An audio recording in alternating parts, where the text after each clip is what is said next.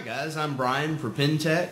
Today we're going to take a look at the new module that we have to offer. It's called the DB10. It's a budget priced module, but it's certainly a step up from our EZ2. This unit actually has dual zone inputs that will allow you to assign different sounds to your rims of your toms. It has two different crash inputs that are both dual zone chokeable. Dual zone ride feature, of course.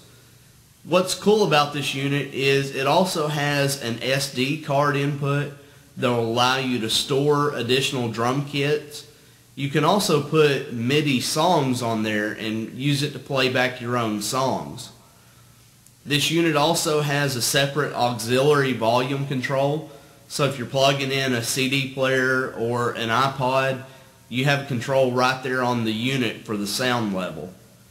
Also, if you're using a module for a trigger to MIDI to use BFD or some of TuneTrack's software, this unit has a USB jack directly in the module so that you can go from the module into the computer without having to have a separate interface.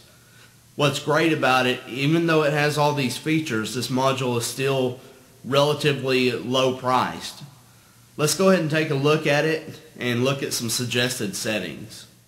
Taking a look at the face of the DB10, I want to show you where a couple of the buttons that we're going to be using to get to the settings are. We're going to be using the menu button, the kit button, the utility button, the value wheel or value knob, page up and down, save and enter, the exit button. Those are the different buttons you'll use for not only the trigger settings, but also to change the sounds on your drum pads. For example, if I wanted to change from a tom to a crash, I would go into the menu button. It says voice. I want to go into the voice bank, so I'm going to press enter. Now it gives me a group. It tells me that I'm in the crash group. And basically what that means is I've hit the crash symbol as the last thing I've played. I'm going to use the page over button to where it'll specifically tell me the name of the crash symbol. And as I strike different pads, it follows the note. What that means is when you get ready to change a pad to a different sound, all you have to do is strike the pad that you want to change, and the module's automatically going to follow you there. Now if you want to make any changes, you just turn the knob and you can strike that pad until you get the sound that you're looking for. After you do that, once you get your sounds where you want them, you're going to press the enter button. It's going to give you a location, a save location. That's going to be the name of the drum kit you're making the changes to. I don't want to change anything up, so I'm going to exit out of it. If you press exit, it just takes you back one step, but I've exited all the way out, so now I'm back to where the drum kits are. Now to get to the part of the module where you can adjust the trigger settings, you're going to press utility, and it tells us the first thing is trigger. So I'm going to press enter. I want to enter the trigger area. And now we're going to zoom in so you can see those specific settings. Okay, we're starting out with sensitivity. Our snare drum is at 10. Our kick drum is set at 30. All of our toms are at 10. My hi-hat is set at 5. Crashes are both at 5. My ride is at 5. Let's check the bell. Notice the bell's at 9. That's the rim of my tom. It's set at 9. I've got one of my toms at 10 and the other one's at 9. The cowbell was the one I had a little louder. Now let's check out the snare rim. Notice it's set a little bit louder to the 10 setting. Now all I'm doing is pressing the page plus button. That's going to take us to our threshold for our snare drum. Threshold of 5. Our kick drum is set at 60. I've got the threshold of the tom set up a little higher. That's tom 1, it's at 20. 10 on tom 2, 10 on tom 3. I was having a little crosstalk issue with tom 1 between one of the crashes and the hi-hat, since they're all mounted on the rack.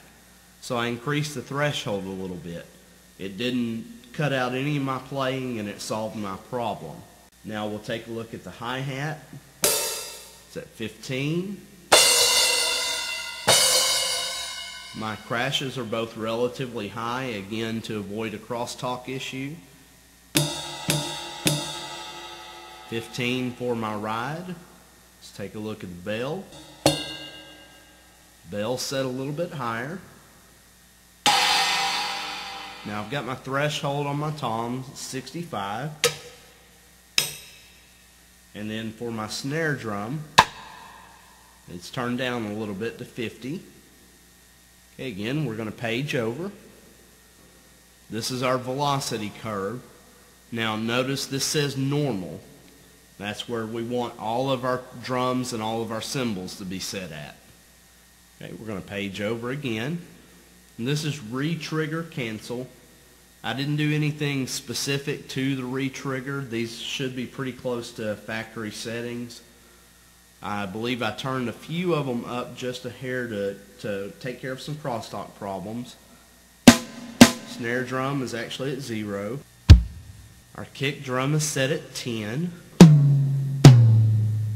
Notice all my toms are at 0. Ride cymbals at 5. 20 on the crash. And then 5 on my hi-hat. Okay, crosstalk, again another setting that'll help you to get rid of some unwanted triggering. My snare drum is at 16. Crosstalk for the kick drum is 0. 16 on my toms. 20 on my ride. 20 on my crash. And 16 on my hi-hat. Okay, scan time should all be set at 5 milliseconds. That's what they came from at the factory. Rejection time, something else that I did not mess with. The rejection times are all pre-factory set. 0.05 milliseconds. The next setting is our mask time. And on all of my toms, my snare, my ride, and my hi-hat, anything that I might do a faster pattern on, I like to turn the mask time down as low as I can get without problems. Generally, the mask time is a setting you would adjust to eliminate double triggering. So for the kick drum, notice it's set at 0.21, and then like I said on my ride, my toms, snare, and hats, it's as low as I can set it at the 0.01 value. Okay, our next setting is our rim sensitivity. For all of my drums, I have it set at 20. Now, once you made all of these changes to save, all you're going to do is press your kit button, and it's actually going to save those trigger types for you. Well, guys, I hope you like the look of the DB10 module. Pintec really wanted to bring something available to our customers that gave you some high-end features but still maintained a conservative price. If you have any questions about the module, please join us online at the Pintec forum. You can access it through our website, pintecworld.com, or you can send us an email. We'll be glad to help you out. I'll be looking forward to your questions or comments. Until then, take care and keep drumming.